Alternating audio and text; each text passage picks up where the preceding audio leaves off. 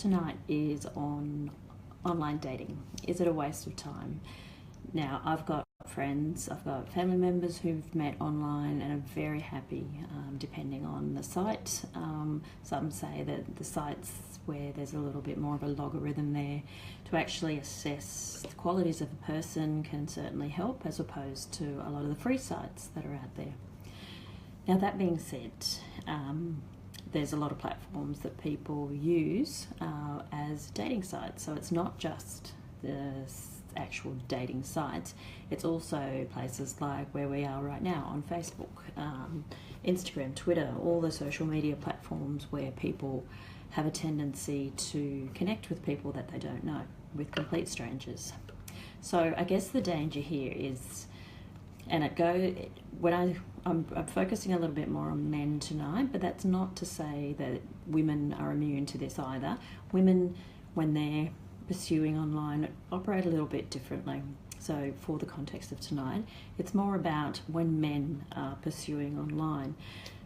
So I guess the danger there is that, men who are pursuing behind the computer screen quite often are there really just to waste a woman's time.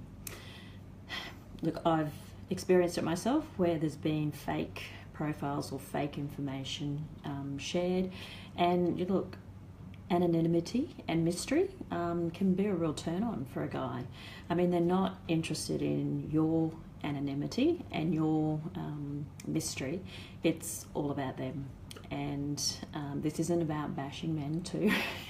As I said at the beginning, this is more from the perspective of the male who's pursuing a female online, particularly someone who they've never met in person.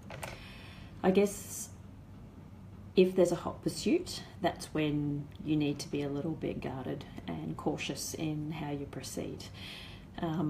Women, of course, are going to be flattered when there's a lot of flattery involved and the pursuit's very hot and heavy. So, the messages are coming thick and fast. There's lots of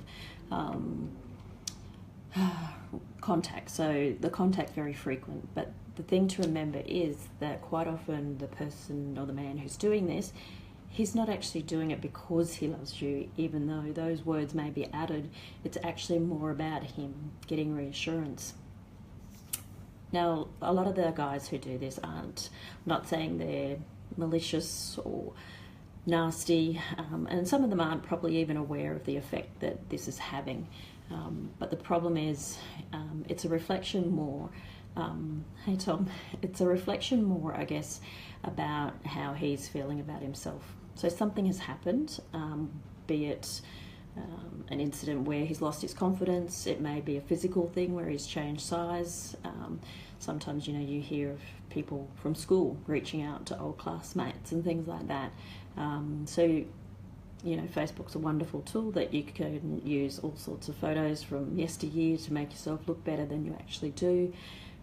People use fake profiles. So there's a whole range of ways that people can lure an attractive woman in. The problem is he's needing validation. So he's doing this purely to feel validated, to feel more secure, to feel more confident. So obviously we still have bars, people still go out, but we don't need to. I mean, some may say that's great, we don't have to get all dressed up. It's much easier to connect. Hi Damien. But the problem is that someone can be sitting at home in their sweatpants, probably haven't showered for a couple of days, and can be talking all sorts of, sonnets of love and, plans for the future without any effort. It's just a few strokes of the keyboard. I guess the foolproof test is when you ask to meet this person. So if, try not to get too carried away, because, I guess it's easy to fall prey when sweet things are being said to you, or future plans or dreams that you both may share. It's very easy in word to say things that may or may not happen. But the only word of caution I would say is to take that a little bit slower and actually take some time to avoid a lot of that future talk, so that you then make plans to meet face to face, because it's a foolproof way to see whether this person is for real. if it turns out that they don't show, then it's better to know sooner rather than later. I mean, it's very flattering, of course, if a man comes on strong, but it always brings a question up for me, like, does he really love me, or does he actually need someone to love him? You know, it's your life. I mean, you have to make a choice, and you have to make a choice wisely as to who you invite into your life and who you spend time with in your life. What was I going to say?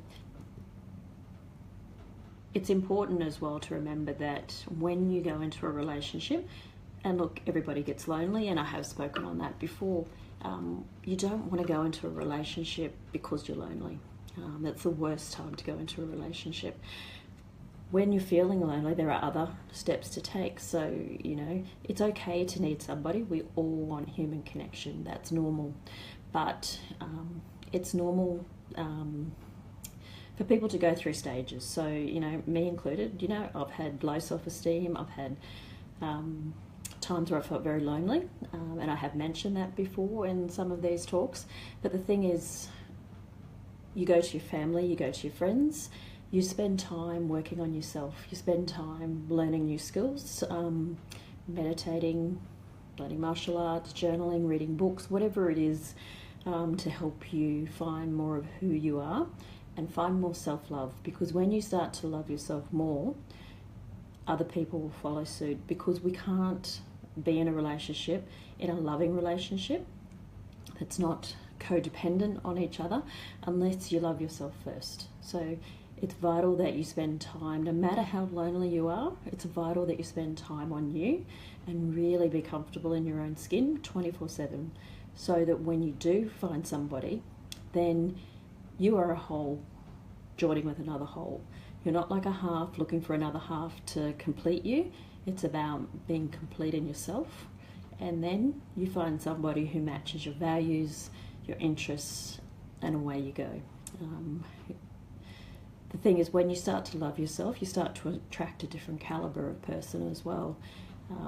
The whole internet dating or connecting with people via Facebook, especially strangers, it's perfect playground for people who are lonely, because again, it feeds into that need for human connection. It feeds into putting a band-aid on the loneliness, but ultimately all it's doing is creating more pain and reinforcing some of those negative beliefs that you probably already have for you being lonely in the first place. So if it's a stranger, I strongly advise that you keep the conversation light. If it wants to go towards romance and future plans, cut it off at the knees. Make a time to meet face to face, and if something happens, fantastic. If it doesn't, or he doesn't show up, there's a good reason for it. As I said, you have to start from a place of self-love, and you know that's the only way we can truly love one another, is if we start from a place of self-love. And that's it for tonight. As I mentioned, hi Andy. As I mentioned, you may have seen, I'm in Cairns again, so I'll be up here for a few days, hence the different surrounding and different lighting. Sorry, I wasn't actually looking to see whether I was white as a ghost. I'm sure somebody will mention it if it was wrong. Anyway, if you like it, share it out, and I will see you all on Friday night. Thanks for tuning in. Bye.